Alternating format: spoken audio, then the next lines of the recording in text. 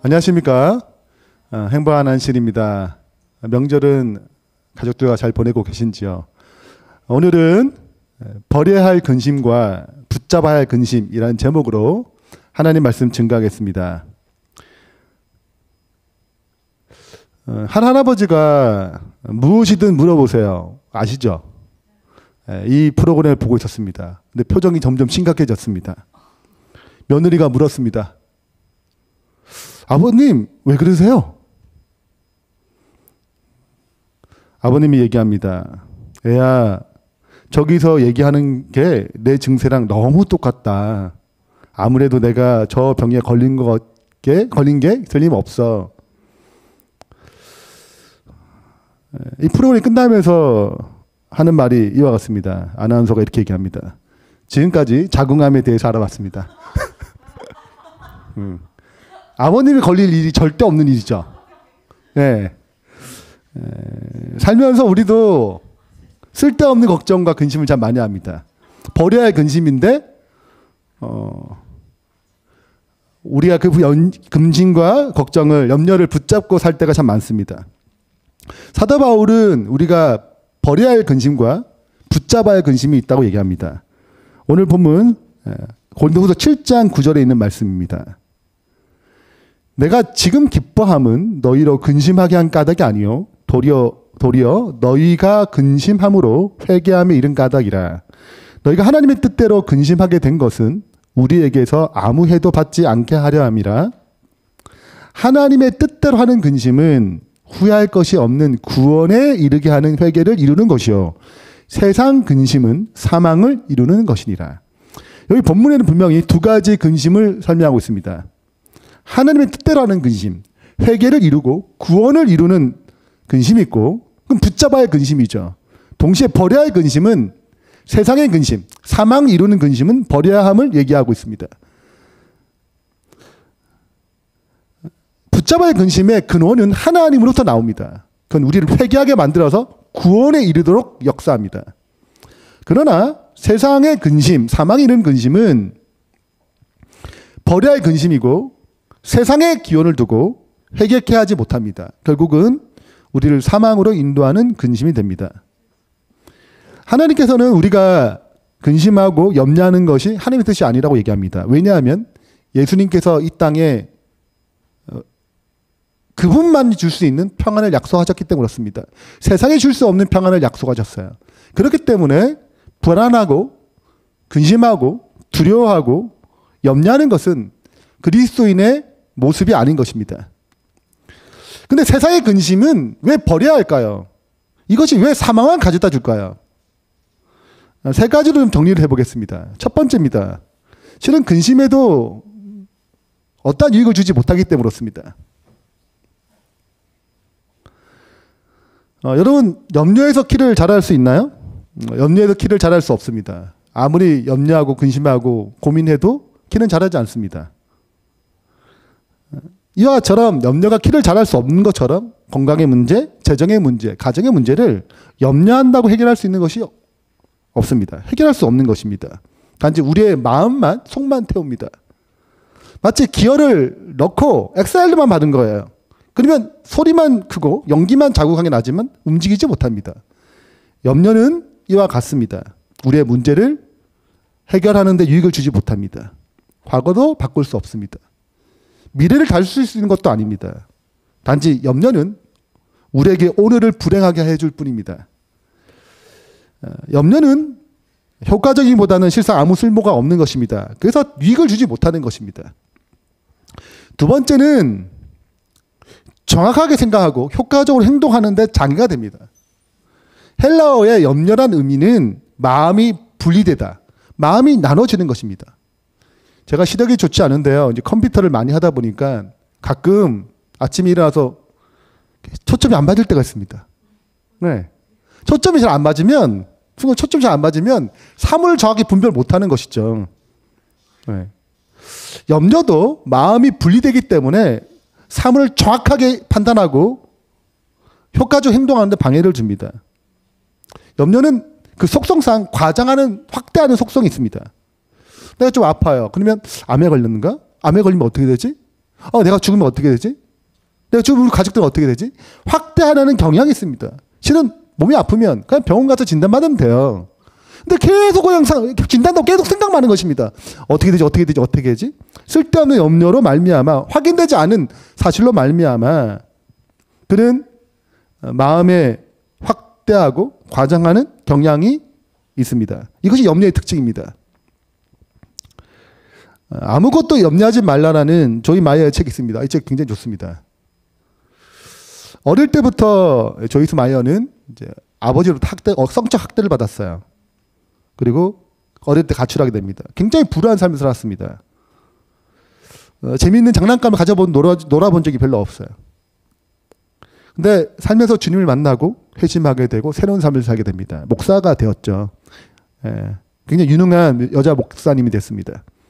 이 글에 그는 어릴 때 이런 성적 트라우마나 여러 가지 삶의 불안으로 늘 불안한 느낌이 갖고 있다는 것입니다. 한때 나는 끊임없는 근심에 괴로워하며 살았다. 나는 어느 사람들과 마찬가지로 항상 큰 문제거리를 찾아내곤 하며 삶을 즐기지 못하고 있었다. 그러다 어느 날 주님께서 예배 중에 아무것도 아닌 것에 큰 문제를 만들어내지 말라고 말씀하셨다. 그러니까 자기는 좀 있으면 그걸 자꾸 이제 확대시키려는 과장하려는 습성이 있는 거예요. 문제가 없는데 어떻게 되죠? 계속 불안한 것입니다. 내게는 좋은 집이 있었지만 그것을 즐기지 못했다. 나는 집을 먼지 하나 없이 깨끗하게 하게 했고 모든 것을 제자리에 정돈했다. 그렇게 하는데 너무 애를 쓰느냐 그것을 즐기지 못했다. 다른 사람마저도 즐기지 못하게 했다. 그러면 장난감 얘기를 해요. 애들한테 좋은 장난감을 사줬습니다. 애들이 장난감 갖고 놀고 싶어요. 그래 자꾸 놀아. 즐겁게 놀아. 이렇게 얘기는 하지만 계속 마음이 불안합니다. 어지럽힐까봐. 또 그럼 얘기를 해요. 치워야지. 막 계속 얘기합니다. 다그치니까 애들도 너무 혼을 많이 나다 보니까 뭐 하기 싫은 거예요? 장난 갖고 놀기 싫은 것입니다. 이런 여러 가지 삶을 즐기지 못하는 여러 가지 불안들이, 염려들이 있었습니다. 그러면서도 나는 내가 왜 행복하지 않은지 의아했다. 주님이 내 삶의 치유와 자유함을 베풀기 전까지 그 상태는 계속되었다. 여러분, 근심하다는 것은 짜증나서 흥분된 상태, 평온함을 잃어버리거나 산만해진 상태를 말하는 것이다. 왜 산만해지는가? 하나님이 주신 선한 것들에 집중하지 못하기 때문이다. 염려는 우리 마음을 분리시킵니다. 하나님 것에 집중하지 못하게 만들어요. 세상 것이 더 크게 보입니다. 그게 확대되는 경향이 있습니다. 그렇기 때문에 우리 마음의 평안도 사라지고 참된 기쁨을 누리지 못하는 것입니다. 세 번째 이유는 영적인 감각을 무디게 하여 신앙을 천천히 무너뜨립니다. 별것 아니야 생각하지만 이것은 마침내 우리의 믿음과 신앙을 무너뜨립니다. 성경은 다음과 같이 얘기합니다. 재림의 날 그때 준비되지 못한 중요한 이유로 염려를 듭니다. 너희는 스스로 조심하라. 그렇지 않으면 방탕함과 술 취함과 생활의 염려로 마음이 둔해지고 뜻밖의 그날의 덕과 같이 너희에게 임하리라. 재림을 준비하지 못하도록 우리 마음을 분산시킵니다. 신앙을 흔들어 버립니다. 신앙의 가치를 떨어뜨립니다. 이것이 염려입니다. 10분의 비유에서 염려가 나옵니다. 가시떨기에 뿌렸다는 것은 말씀을 들으나 세상의 염려와 재리의 유혹에 말씀이 막혀 결실치 못하는 자요. 말씀이 성장하지 못한 중요한 이유 중에 두 가지를 얘기 들은 하나는 염려고 하나는 유혹이에요. 그것이 결실치 못하게 만든다는 것입니다. 그렇다면 어떻게 해야 됩니까? 이렇게 염려가 우리의 삶을 파괴하고 쓸데없이 우리를 가중시키는 지치게 만드는 것인데 하나님께서는 이 문제를 놓고 어떻게 하길 바라시는가? 빌립보서 4장 6절 7절에는 이렇게 얘기합니다. 아무것도 염려하지 말고. 염려는 하나님 뜻이 아니에요. 신앙에 파괴하는 것입니다. 근데 염려가 찾아옵니다. 근심이 찾아와요. 그러니까 염려하지 말고 다만 모든 일에 기도와 간구로 너희 구할 것을 감사함으로 하나님께 아뢰라 얘기합니다. 염려 대신에 뭐로 바꾸는 것입니까? 감사로 바꾸는 것입니다. 염려로 계속 혼자 고민하는 것이 아니라 하나님께 기도하라는 것입니다. 감사함으로 하나님께 맡겨라 이거예요. 우리 애들 좀 컸지만 진짜 어릴 때는 우는 것이 답입니다. 배고파 뭐 이런 거 모든 것을 뭐로 해요? 우는 것으로 합니다. 실은 어릴 때는 지금 좀 삶이 경제를 좀 알아요. 그래서 이제 좀 어렵지 않나 이렇게 눈치를 까지만 눈치를 생각하지만 그 어릴 때는 아무것도 모릅니다. 그래서 뭘 얘기하냐면 그러니까 울고 밥 달라 그러고 뭐 사달라 그러면 실은 엄마 아빠가 다 뭐 해줄 줄 알아요? 다 해줄 줄 알아요. 애들은 염려할 게 아닙니다.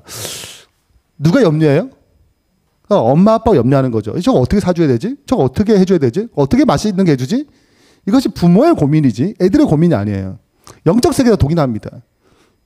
염려는 우리의 고민이 아니에요. 그건 하나님의 고민입니다. 하나님께 맡겨야 되는 것입니다. 하나님께 맡기면 그분이 고민하십니다. 가장 적절할 때 우리에게 답을 주세요. 그래서 염려를 맡기라고 얘기합니다. 베드로전서 5장 7절에도 얘기합니다. 너희 염려를 다 주께 맡기라. 그가 너희를 돌보심이라. 어느 비행사가 비행기를 타고 갔습니다. 총 4시간 거리인데 한 2시간 정도 왔어요. 근데 자꾸 뒤에서 소리가 들려요. 무슨 소리가 들릴까요? 이 기계실에 경비행이니까 그만 소리가 들리잖아요. 경비행실에 쥐가 있는 거 보게 되는 거예요. 그리고 갉아먹는 느낌을 받는 것입니다. 오, 큰일 났어요. 혹시 이걸 갉아먹으면 어떻게 됩니까? 돌아가려는데 2시간, 앞으로 가는데 2시간, 딱 가운데 왔거든요. 이게 위기에 위기. 어쩔 바를 모르는 것입니다. 야, 이거 추락하면 어떻게 되지? 기계 뭐 망가지면 어떻게 되지? 막 두려움이 생겼어요. 염려가 생겼습니다. 근심이 생겼어요. 그때 언뜻 한 아이디어가 생각났습니다. 이 쥐는 설치 동물이기 때문에 높은 곳에 오르게 되면 정력을 잃어버려 죽는다는 얘기를 들었어요. 생각이 나는 거예요. 그래서 1000피트에서 2000, 3000, 1만, 2만 피트까지 올라왔어요. 그러자 소리가 안 들리는 거예요. 그리고 착륙했습니다. 기계실을 확인했어요. 근데 고양이래요. 쥐가 죽어 있었어요. 염려도 이와 같습니다. 우리 삶에 쥐처럼 갉아먹습니다. 더 이상 창공에 나르지 못하도록 갉아먹습니다. 그러나 어디 올라가게 되면 하늘의 영역에 올라가게 되면 죽어요. 염려가 끝나는 것입니다. 우리의 삶도 수많은 염려가 찾아옵니다. 근심이 찾아와요. 근데 이것을 하나님의 영역에 올려야지 쥐가 죽듯이 우리 염려가 끝나는 것입니다. 근심이 끝나는 것입니다. 그분이 맡아셨기 때문에 그렇습니다. 전지전능하신 분이 책임지시기 때문에 그렇습니다. 그래서 우리의 염려를 우리의 영역에서 해결할 수 없어요. 하나님 영역으로 올라가야 됩니다. 그럼 염려는 죽습니다. 지극히 높으신 이의 하나님의 손에 맡길 때 염려가 우리 삶의 염려가 제거되리라 확실합니다. 그러면 우리 삶 가운데 여러 가지 염려와 근심이 찾아올 때 주님 앞에 나가서 주님께 맡기십시오. 하늘의 영역에서는 염려가 존재할 수 없습니다. 사도 바울은 이런 염려를 얘기하면서 이제 진짜 붙잡아야 할 염려를 얘기합니다. 그것은 무엇입니까? 회개케 만드는, 우리 진심으로 구원케 만드는 회개의 근심. 이것이 붙잡아야 할 근심이라고 얘기합니다. 참으로 기쁘게 만드는 근심을 얘기하죠. 회개케 하는 근심. 회개가 뭘까요? 첫 번째 회개의 정의에 대해서 생애의 빛 23페이지를 기록하고 있습니다. 회개란 죄를 슬퍼하고 죄에서 떠나는 것을 의미한다. 때로는 회개를 이렇게 생각하는 사람이 있어요. 죄를 슬퍼하는 것, 죄를 흐느끼는 것, 죄 때문에 우는 것, 그것이 아니에요. 거기다 멈추지 않습니다. 우리는 종종 착각해요. 눈물 흘리면서 내가 무슨 죄를 지었어. 가슴 아파. 근데 삶이 바뀌지 않는다면 그건 회개가 아닙니다. 그건 후회한 것이고 반성한 것뿐이에요. 회개는 슬퍼하는 것으로 끝나는 게 아니고 죄에서 돌이키는 것, 죄에서 떠나는 것을 얘기합니다. 삶을 변화시키는 것을 얘기해요. 생각에서 머무는 것이 아닙니다. 그 전인적인 회개라고 그래요. 전인적이라는 것은 지성, 지적으로 알아야 돼. 뭐가 죄인지. 감정적인 것, 정서적인 것, 애통해야 합니다. 아파야 돼요. 사람마다 차이가 있습니다. 그 아픔에 대한 차이가 있지만 죄에 대한 슬픔 없이 죄에서 벗어날 수가 없어요. 죄에 대한 근심 없이 죄에서 벗어날 수 없습니다. 그래서 하나님은 우리 양심 가운데 성령을 통해 말씀하십니다. 죄를 토해내려고, 죄를 벗어나라고, 죄의 아픔을 허락하십니다.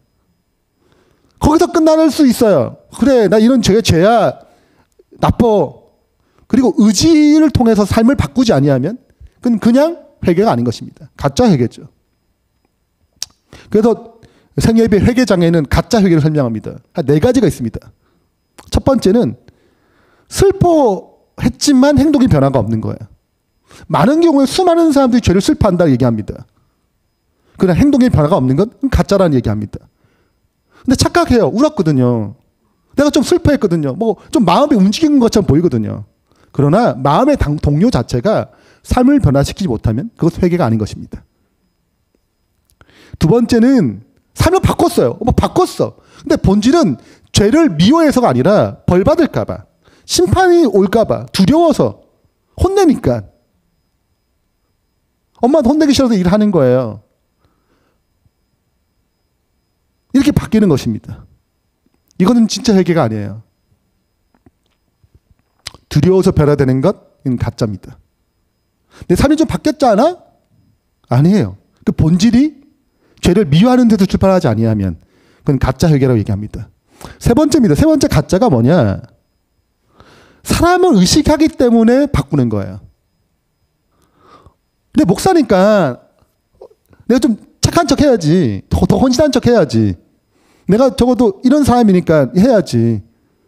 이런 행동을 사람들이 보이려고 하는 이런 외식적인 어떤 변화, 사람의 인정 때문에, 사람이 바라보기 때문에 그렇게 바라보는 것을 이걸 교양이라고 그래요. 교양적 변화는 회개가 아닙니다.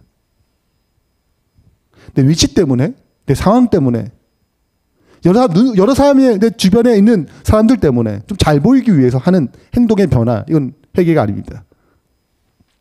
네 번째는 죄에 대한 책임을 회피하는 것. 이건 회개가 아니에요.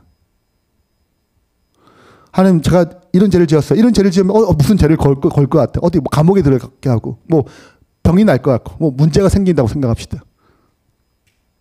내 자녀가 뭐 안 될 것 같아요. 그래서 기도해요. 하나님, 잘못했습니다.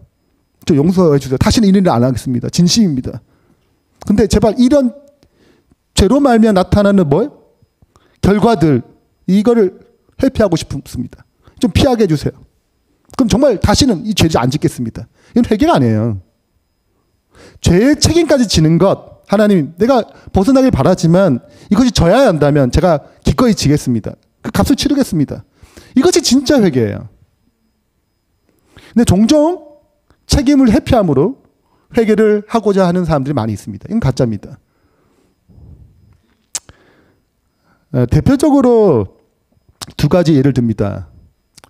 베드로죠. 베드로가 예수님을 3번 욕했습니다. 3번 저주했죠. 하나님을 저주한다고 쉬울 것 같아요? 여러분, 하나님 저주한다고 해보세요. 할 수 있을 것 같아요? 여러분, 굉장히 어려운 거 하신 분이에요. 굉장히 어려운 거 한 거예요. 신명기에는 하나님을 회방하고 하나님을 저주하게 되면 그건 죽게 되어 있습니다. 굉장히 큰 심판이에요.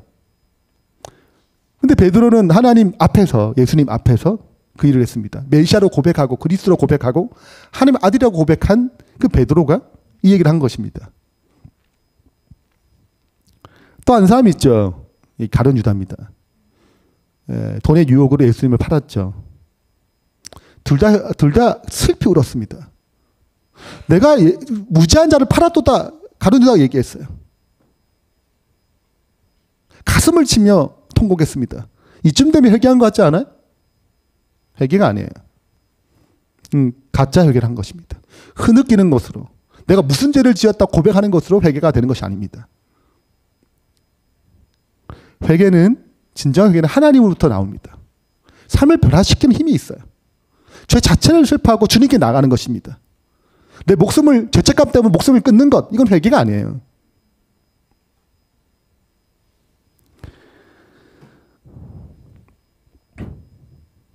그래서 회개의 힘은 하나님께 있습니다. 참된 회개는 우리의 힘으로 할 수 없다. 우리는 죄를 너무 좋아하거든요. 죄의 책임은 지기 싫어하거든요. 그냥 행동만 바뀌고 마음은 그대로고 행동만 바꾸면 괜찮다고 생각하는 것입니다. 그런 참된 회개, 마음과 몸과 생각 전인적인 변화는 오직 그 선물을 하나님께서 우리에게 가져다 주신 그리스도께도 온다. 회개할 수 있는 그리스도께 있습니다. 우리에게 없어요.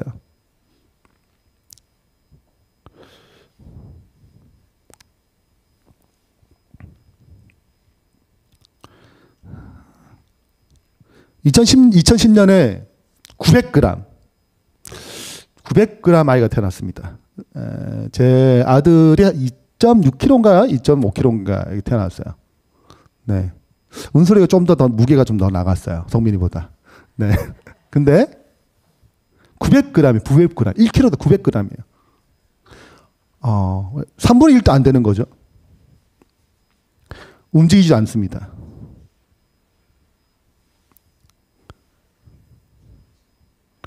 그래서 더 이상 움직이지 않기 때문에 어머니 품에 아이를 뒀어요. 작별 인사라고. 심장의 박동이 미약하고 호흡도 미약하고 이제 진짜 작별해야 돼. 이제 뭐 살 수 있는 가능성이 없어 보입니다. 그래서 어머니 품에 둬왔어요. 그 죽을 때 기다리는 것입니다. 2시간이 지나자 아이가 살아나기 시작했습니다. 심장이 다시 정상으로 돌아가게 되고 호흡도 정상으로 돌아가게 돼요. 그리고 이렇게 건강한 모습으로 잘 자라고 있습니다. 이런 건수가 한 8건이 있다고 합니다. 이것을 이제 캥거루 케어라고 그러는데 어머니의 사랑의 품에 아이를 두는 것입니다. 미숙아를. 그러면 많은 확률적으로 아주 많지는 않지만 그러나 기적 같은 과학의 역사가 일어나는 것입니다. 사랑의 힘이 미숙아 죽을 수밖에 없는 이 아이를 다시 살리는 것입니다. 여러분 회개도 우리의 영역을 할 수 있는 게 아니에요. 그분의 품에 들어갈 때만 가능한 것입니다. 그분의 사랑에 의해서만 반응할 수 있어요. 그분의 십자가 앞에서만 참된 회개를 할 수 있는 것입니다. 거기서만 생명을 일으키는 회개가 일어납니다. 우리의 영역이 아니에요.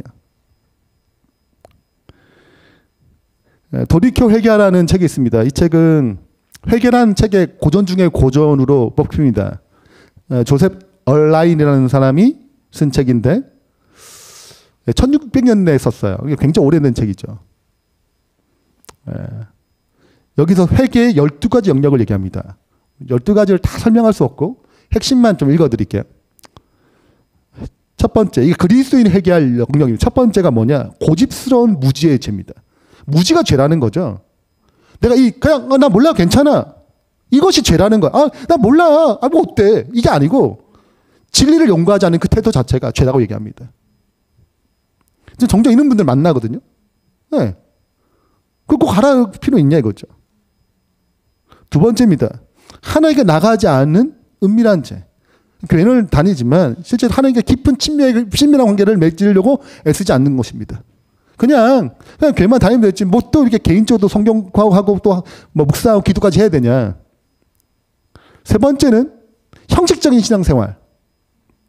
네 번째는 잘못된 동기에 이끌려서 신앙생활을 하는 죄.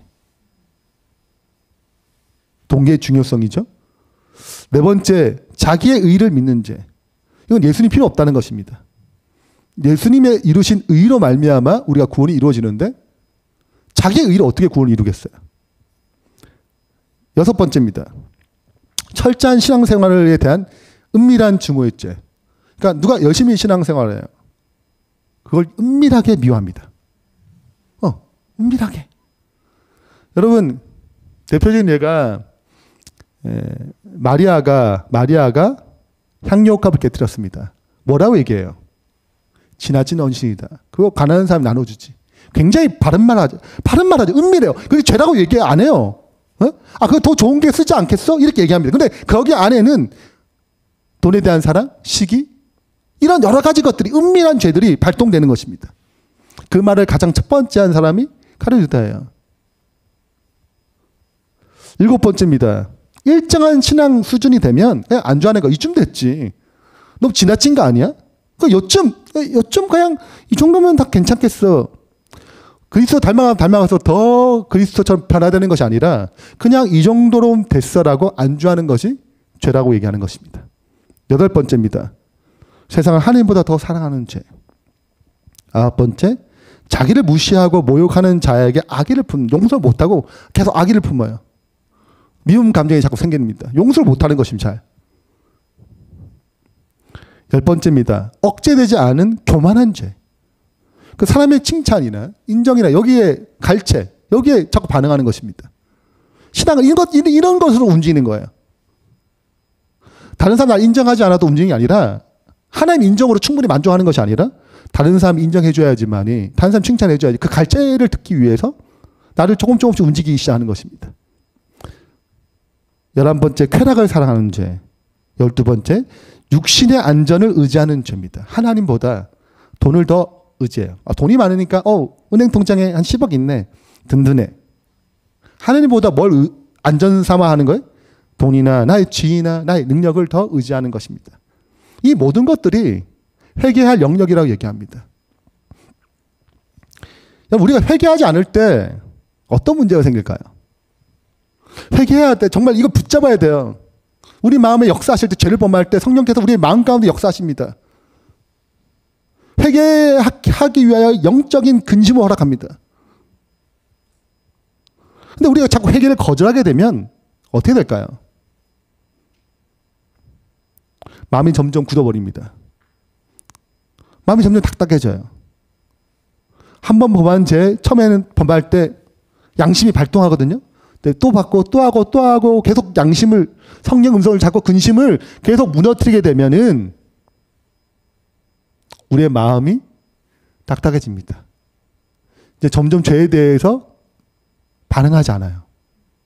결국 어떻게 됩니까? 우리가 받은 구원, 우리가 이룰 구원을 잃어버리게 됩니다.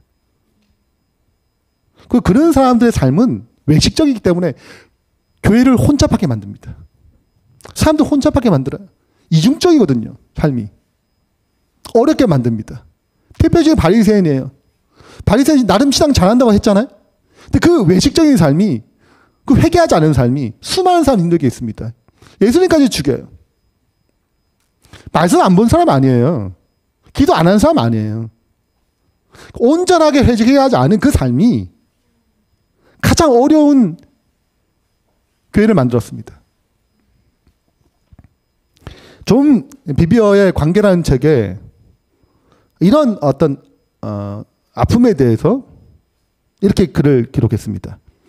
이런저런 세미나와 성경학교에 참석하고 새로운 계시들에 대해 최신 정보를 갖추는 것이 중요한 것이 아니다. 얼마나 많은 책을 읽었는지, 심지어 얼마나 많이 기도하는지, 공부했는지 그다지 중요하지 않다. 이게 우선순위의 핵심이 아니라는 거죠. 공부 중요해요. 뭐 새롭게 참석하는 중요해요. 뭐 배우는 거 좋습니다. 네, 기도하는 건 중요해요. 그러나 이것이 진짜 핵심이 아니라는 것입니다. 만약 당신이 시험에 빠져서 실족하고 남을 용서하지 못하며 죄를 회개하지 않는다면 진리에 이른 것이 아니다. 말은 진리라도 진리를 경험한 게 아니에요. 진리를 체험하지 않다고 얘기하는 것입니다. 당신은 사탄에게 걸려들었고 당신의 위선적인 삶 때문에 다른 사람들을 혼란스럽게 만들고 위험에 처하게 만든다. 대표적인 케이스가 바리새인이죠. 헌금도 잘했고 교회도 잘 출석했어요. 그러나 그가 실제적으로 진정 회개를 체험하지 않았기 때문에 참된 진리에 이르지 못했습니다. 참된 진리 대신 예수님을 거절했습니다.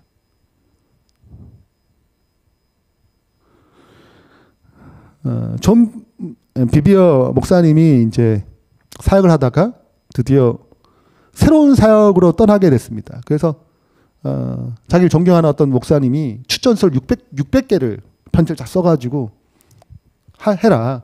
이제 월급도 한 달밖에 안 남았어요. 이제 해라. 새로운 사역을 하게 해서 도와주겠다고 600장을 해서 600페이지 편지를 보내가지고 이제 하라고 이제 다 이제 해줬어요. 추천서 다 써줬습니다. 근데 1989년 11월에 그 편지를 받고 나오는데 하나님이 원하시는 길이 아님을 깨닫게 됐어요. 그래서 그거를 다 버립니다. 그리고 1990년 전혀 새로운 사역에 들어갑니다. 그래서 이제 지역교회를 돕는 새로운 사역에 들어가는데 돈이 없잖아요. 그때 이 목사님의 사역에 대해서 공감하고 도와주고자 부부가 큰 돈을 끊임없이 지원해 줬습니다. 좋아요, 나빠요? 좋죠. 큰 힘이 되지 않겠어요? 돈이 초기 사업에 돈이 없는데 그래서 기꺼이 계속 돈을 매달 크게 지원해 줬어요. 그리고 세미나에 참석하고 너무 사역 너무 좋다고 이렇게 격려해주고 어느 날 이제 그 부부의 그 교회에 이제 가게 돼서 이제 뭐 메시지 전달하게 되는데 이제 좀 이렇게 있다 보니까 알게 된 거예요. 이 부분들이 돈으로 얼마나 많은 영향력을 행사하게 됐습니다. 그래서 마음이 계속 걸리는 거예요. 하나님께서 그들에게 무엇인가 진짜 진리에 이르도록 돈에 의해서 교회를 좌지우지하지 않고 진짜 회개하게 이르도록 그분들에게 얘기를 하게 됩니다. 그럼 어떻게 반응했을 것 같아요? 기분이 상했습니다. 여러분 진리를 접할 때 우리가 그게 감사해요 이렇게 쉽지 않아요. 왜냐면 나의 약점을 건드리거든요. 나의 잘못을 건드리거든요. 나의 부족함을 건드리거든요. 나의 죄악을 드러내거든요. 누가 좋아하겠어요? 그래서 침례 요한이 바리새인들의 죄를 드러낼 때 좋아하지 않았어요. 죄를 드러냈을 때 나 교회 잘 다니는데 나 교회 생활 잘했는데 헌신적 내가 여러분 돈도 지원해 주잖아. 그 사역을 지원하고 근데 나의 이런 부분을 드러내? 기분이 나빴어요. 제일 첫 번째 뭘 할까요? 돈을 끊어. 관계를 끊어요.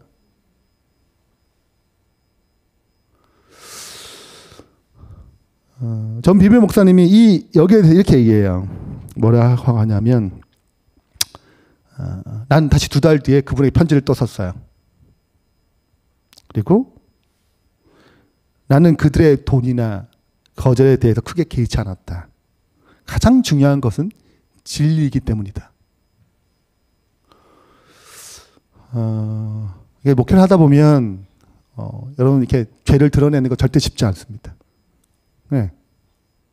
그의 사람을 잘못을 드러내는 것 쉽지 않아요. 뭐가 틀어질까봐? 관계가 틀어질까봐.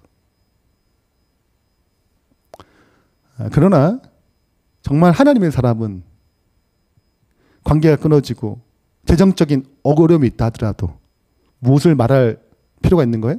사랑으로. 그것이 고린도 교회에 보낸 편지였습니다.